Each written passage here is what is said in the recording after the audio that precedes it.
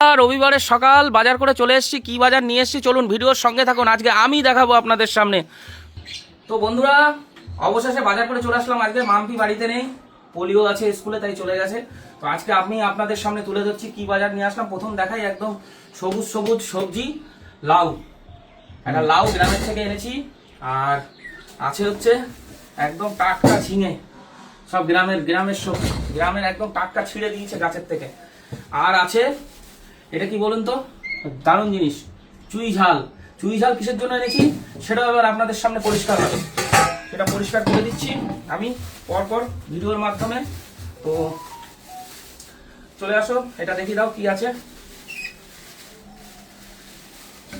প্রথমে আছে দেশি মাগুর চারটে, একদম লক লক করছে, কেটে নিয়ে এসেছি, মানে কাটিয়ে নিয়ে এসেছি, শুধু এখন পিস করলে হয়ে যাবে। দেশি মাগুর চারটে।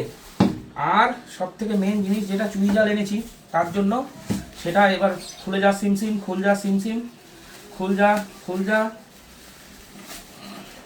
খুল যা।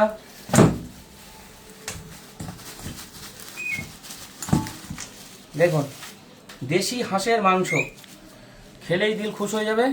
দেখুন পুরো পিওর দেশি হাঁস, আর একটা হাঁসা, মানে একটা মদ্দা হাঁস, একটা মেয়ে হাঁস।